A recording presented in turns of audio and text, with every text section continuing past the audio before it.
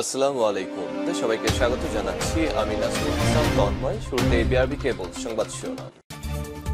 পুরোদমে Iran Israel ফিলিস্তিন যুদ্ধ চলছে, আর এই মুহূর্তে আমাদের হাতে এসছে যুদ্ধের ভয়ঙ্কর কিছু গুরুত্বপূর্ণ আপডেট সংবাদ। শুরুতেই যুদ্ধের যে আপডেটটি জানাবো সেটি হচ্ছে, নেতানিয়াহু ইসরায়েলের শত্রু বললেন ইসরায়েলের সাবেক সেনাপ্রধান। ফিলিস্তিনের গাজা উপত্যকায় যুদ্ধ নিয়ে বিশ্বের বিভিন্ন দেশের পাশাপাশি ইসরায়েলেও ক্ষোভ বাড়ছে।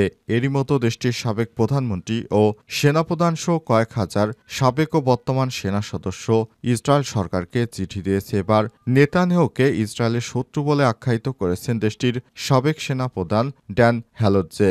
আজ ইসরায়েলি সংবাদ মাধ্যম চ্যানেল 12-এর বরাত দিয়ে আনাদোলু এজেন্সি এই সংবাদ জানিয়েছে। এরপর জানাবো, গাজায় হামলায় নিহতের সংখ্যা 50,900 ছাড়িয়েছে। গাজা উপত্যকায় ইসরায়েলি বাহিনীর বিমান হামলায় নিহতের সংখ্যা সরকারিভাবে 50,900 জনে ছাড়িয়ে গেছে। তবে বেসরকারি বিভিন্ন সংস্থার মধ্যে এই নিহতের সংখ্যা 1 লক্ষ ছাড়িয়ে গেছে। এদিকে ওয়াকফ সংশোধনী আইন প্রত্যাহারের দাবিতে ফের উত্তপ্ত ভারতের পশ্চিমবঙ্গ।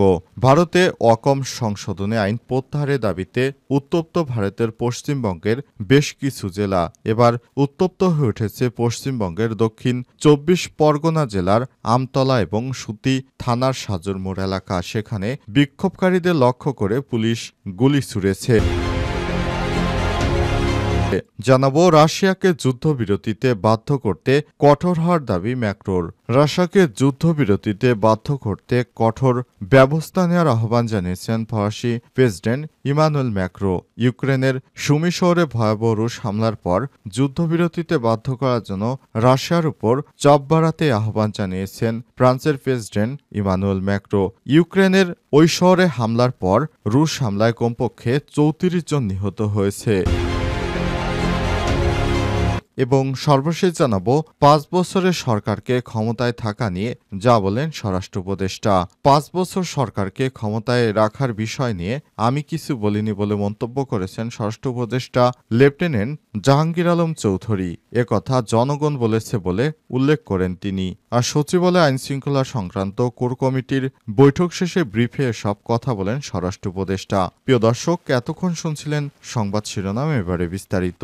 তবে তার আগে বন্ধুরা, অনুরোধ থাকবে সংবাদটিতে একটি লাইক দিন। এই চ্যানেলে আপনি নতুন হয়ে থাকলে আমাদের সংবাদটি দেখতে দেখতে চ্যানেলটি সাবস্ক্রাইব করে রাখুন। কমেন্ট করে বন্ধুরা আপনার মূল্যবান মতামত জানিয়ে দিন আপনি বিশ্বের কোন দেশ থেকে বা বাংলাদেশের কোন স্থান থেকে আমাদের সংবাদটি দেখছেন এবং শুনছেন। আর বন্ধুরা, আপনি যদি গাজা যুদ্ধে নিরীহ ফিলিস্তিনিদের ভালোবেসে থাকেন, কমেন্টে ইয়েস লিখে বিশ্ববাসীকে জানিয়ে দিন। এই চ্যানেলে নতুন হয়ে থাকলে সংবাদটি দেখতে দেখতে চ্যানেলটি সাবস্ক্রাইবের পাশাপাশি বন্ধুদের মাঝেও শেয়ার করে দিন। সংবাদটি আপনার সোশ্যাল মিডিয়া ফেসবুকে শেয়ার করে দিন, যাতে করে তারাও আমাদের এই গুরুত্বপূর্ণ সংবাদটি জানতে পারে। এবারে বিস্তারিত। নেতানিয়াহু ইসরায়েলের শত্রু বললেন সাবেক সেনাপ্রধান। ফিলিস্তিনের গাজা উপত্যকায় যুদ্ধ নিয়ে বিশ্বের বিভিন্ন দেশের পাশাপাশি ইসরায়েলও ক্ষোভ বাড়ছে। এরই মধ্যে দেশটির সাবেক প্রধানমন্ত্রী ও সেনাপ্রধান কয়েক হাজার সাবেক ও বর্তমান সেনা ইসরায়েল সরকারকে চিঠি দিয়েছে। এবার নেতানিয়াহুকে ইসরায়েলের শত্রু বলে আখ্যায়িত করেছেন দেশটির সাবেক সেনাপ্রধান ড্যান হ্যালৎজ। ইসরায়েলি সংবাদ মাধ্যমে চ্যানেল 12-এর বরাত দিয়ে সংবাদ মাধ্যম আনাদোলু এজেন্সির প্রতিবেদনে বলা হয়েছে, আজ এক সাক্ষাৎকারে ইসরায়েলি সেনাবাহিনীর সাবেক প্রধান ড্যান হ্যালৎজে বলেছেন, বেনজামিন নেতানিয়াহু ইসরায়েলের শত্রু। তিনি এই দেশের নিরাপত্তার জন্য সরাসরি হুমকি। ইসরায়েলি চ্যানেল 12-কে তিনি আরও বলেছেন, শত্রুকে দমন করা বা কারারুদ্ধ করা উচিত, তবে হত্যা করা উচিত নয়। নেতানিয়াহুর লিকুদ পার্টি হ্যালৎজের এই মন্তব্যের নিন্দা জানিয়েছে। দলটি বলছে, গণতন্ত্রের বিরুদ্ধে গুরুতর উস্কানি প্রধানমন্ত্রীকে হত্যা করা চরম বামপন্থীদের উৎসাহিত করবে। দলটি আরও বলেছে, আইডিএফ এর ইতিহাসে সবচেয়ে ব্যর্থ চিফ অব স্টাফ হ্যালৎজে প্রধানমন্ত্রীকে এমন শত্রু বলে অভিহিত করেছেন যাকে বন্দী করা উচিত। এটি মত প্রকাশের স্বাধীনতা নয়। গাজা থেকে ইসরায়েলি জিম্মিদের ফিরে আনা এবং ফিলিস্তিনের ছিটমহল যুদ্ধবন্ধের দাবিতে সাবেক প্রধানমন্ত্রী সেনাদের জোরালো আহ্বানের মধ্যে হ্যালৎজের এই মন্তব্য এলো।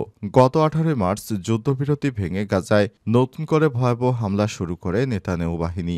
2023 সালের অক্টোবর থেকে গাজায় ইসরায়েলি নৃশংস হামলায় প্রায় 51,000 ফিলিস্তিনি নিহত হয়েছে, যাদের বেশিরভাগই নারী এবং শিশু। গাজার হামলায় নিহতের সংখ্যা 50,900 ছাড়িয়েছে। গাজা উপত্যকায় ইসরায়েলি বাহিনীর বিমান হামলায় নিহতের সংখ্যা 50,900 জন ছাড়িয়ে গেছে। জাতিসংঘের বিশ্লেষণ থেকে দেখা গেছে গত 18 মার্চ থেকে 9 এপ্রিলের মধ্যে গাজায় কমপক্ষে 36টি ইসরায়েলি হামলায় কেবল ফিলিস্তিনি নারী ও শিশু নিহত হয়েছে, খবর আল জাজিরার। এদিকে তুরস্কের প্রেসিডেন্ট রিসেপ তাইয়েপ এরদোয়ান গাজায় বেসামরিক নাগরিকদের হত্যার তীব্র নিন্দা জানিয়ে বলেছেন, এটা বর্বরতা না হয় তাহলে আমি আপনাদের জিজ্ঞাসা করতে চাই এটা আসলে কি। আজ ভোর থেকে গাজায় ইসরায়েলি হামলায় কমপক্ষে 20 জন নিহত হয়েছে। হামাস নিয়ন্ত্রিত স্বাস্থ্য মন্ত্রণালয় জানিয়েছে, গত 18 মার্চ ইসরায়েল যুদ্ধবিরতি ভঙ্গ করার পর 1,142 জন নিহত হয় এবং সর্বমোট পরে প্রায় 1600 মানুষ নিহত হয়েছে। এক বিবৃতিতে আরও জানানো হয়েছে, গাজায় ইসরায়েলি বোমা হামলায় কমপক্ষে 50,912 জন ফিলিস্তিনি নিহত এবং আরও 1,15,981 জন আহত হয়েছে। তবে এই উপত্যকার সরকারি মিডিয়া অফিস জানিয়েছে মোট নিহতের সংখ্যা 61,700 জনে দাঁড়িয়েছে। ধ্বংসস্তূপের মধ্যে যারা চাপা পড়েছেন আশঙ্কা করা হচ্ছে তারা মারা গেছেন। 2023 সালের 7 অক্টোবর ইসরায়েলের সীমান্তে প্রবেশ করে আকস্মিক হামলা চালায় ফিলিস্তিন স্বাধীনতাকামী সংগঠন হামাস। এরপর গাজায় পাল্টা আক্রমণ শুরু করে দখলদার ইসরায়েলি বাহিনী। সে সময় থেকে এখন পর্যন্ত গাজায় নিয়মিত ধ্বংসযজ্ঞ চালাচ্ছে ইসরায়েলি বাহিনী। বিশ্ব স্বাস্থ্য সংস্থা WHO এর প্রধান টেড্রোস আধানম গেব্রেসাস বলেছেন, ইসরায়েলের ত্রাণ অবরোধের কারণে আরও রোগ এবং মৃত্যুর আশঙ্কা প্রকাশ করেছেন। সেখানে 10,000-এর বেশি মানুষকে বিদেশে চিকিৎসার জন্য সরিয়ে নেওয়া প্রয়োজন বলে উল্লেখ করেছেন তিনি।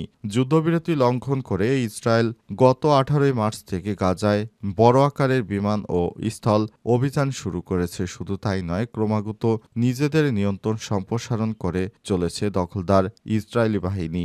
এখন পর্যন্ত ওই উপত্যকার 50% অংশ দখলে নিয়েছে ইসরায়েলি সামরিক বাহিনী। এতে নিজ ভূমিতে অস্তিত্বহীন হয়ে পড়েছে অধিকাংশ ফিলিস্তিনি বাহিনী। ওয়াকফ সংশোধনী আইন প্রত্যাহারের দাবিতে ফের উত্তপ্ত ভারতের পশ্চিমবঙ্গ। ওয়াকফ সংশোধনী আইন প্রত্যাহারের দাবিতে উত্তপ্ত হয়ে উঠেছে ভারতের পশ্চিমবঙ্গের বেশ কিছু জেলা। এবার উত্তপ্ত হওয়া পশ্চিমবঙ্গের দক্ষিণ 24 পরগনা জেলার আমতলা এবং সুতি থানার সাজুর মোড় এলাকা। এই দুই জেলায় পুলিশকে লক্ষ্য করে বোমা নিক্ষেপ, সরকারি বাসে আগুন ধরিয়ে দেওয়া সহ অবরুদ্ধ করা হয়েছে 12 নম্বর জাতীয় সড়ক। জাতীয় সড়কের উপর দাঁড়িয়ে থাকা বেশ কিছু গাড়িকেও থামিয়ে দিয়ে আগুন ধরিয়ে দেয় আন্দোলনকারীরা। পরিস্থিতি সামাল দিতে কাঁদানে গ্যাস ছড়ে পুলিশ। ঘটনাস্থলে বিপুল সংখ্যক পুলিশ সদস্য মোতায়েন করা হয়। জানা গেছে, আজ ওয়াকফ সংশোধনী বিল বাতিলের দাবিতে মুর্শিদাবাদ জেলার সুতিকে কয়েক হাজার বিক্ষোভকারী মিছিল করেছেন। সেই মিছিল থেকে ওয়াকফ সংশোধনী আইন প্রত্যাহারের দাবিতে স্লোগান দিয়ে এগুতে থাকেন তারা। সে সময় সেখানে পুলিশ ও সেনাবাহিনীর সদস্যরা বিক্ষোভকারীদের লক্ষ্য করে গুলি করে। তখন রাজ্য পুলিশ আটকালে আন্দোলনকারীদের সঙ্গে সংঘর্ষ হয়। সময় পুলিশের উপর বোমা হামলা হয়েছে বলে জানা গেছে। ছত্রভঙ্গ করতে পুলিশ পাল্টা কাঁদানে গ্যাস, টিয়ার শেল গুলি করে। এতে আরও উত্তপ্ত হয়ে ওঠে পুলিশ।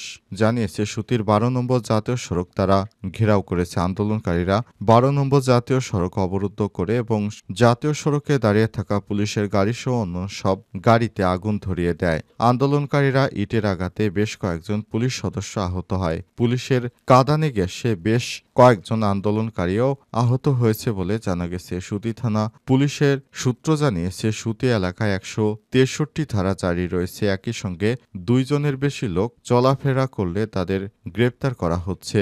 অন্যদিকে দক্ষিণ 24 পরগনা জেলার আমতলায় মিছিল চলাকালীন পুলিশের গাড়ি ভাঙচুর করা হয়। এতে বেশ কয়েকজন পুলিশ সদস্য আক্রান্ত হয়েছে। পুরো ঘটনায় 10 জনের বেশি পুলিশ সদস্য, একাধিক আন্দোলনকারী আহত হয়েছে বলে জানা গেছে। তবে পুলিশের গুলিতে সরাসরি 3 জন আন্দোলনকারী নিহত হয়েছে।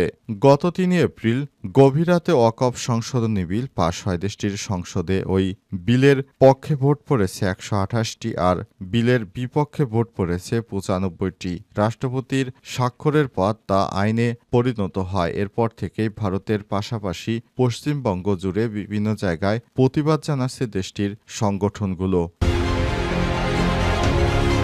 রাশিয়াকে যুদ্ধবিরতিতে বাধ্য করতে কঠোর হওয়ার দাবি ম্যাক্রোর। রাশিয়াকে যুদ্ধবিরতিতে বাধ্য করতে কঠোর ব্যবস্থা নেওয়ার আহ্বান জানিয়েছে ফরাসি প্রেসিডেন্ট ইমানুয়েল ম্যাক্রো। ইউক্রেনের সুমি শহরে ভয়াবহ রুশ হামলার পর যুদ্ধবিরতিতে বাধ্য করার জন্য রাশিয়ার উপর চাপ বাড়াতে আহ্বান জানিয়েছেন তিনি। ইউক্রেনীয় এই শহরে রুশ ওই হামলায় কমপক্ষে 34 জন নিহত হয়েছে। আজ এক প্রতিবেদনে এই তথ্য জানিয়েছে বার্তা সংস্থা এএফপি। সোশ্যাল মিডিয়া প্ল্যাটফর্ম এক্সে সাবেক টুইটারে দেয়া এক বিবৃতিতে প্রেসিডেন্ট ম্যাক্রো বলেছেন, এই যুদ্ধ শুরু করেছিল রাশিয়া, এটা সবাই জানে। আজও একমাত্র রাশিয়ায় মানব জীবনের তোয়াক্কা না করে আন্তর্জাতিক আইন ও প্রেসিডেন্ট ডোনাল্ড ট্রাম্পের কূটনৈতিক প্রচেষ্টা উপেক্ষা করে এটি চালিয়ে যাচ্ছে। তিনি আরো বলে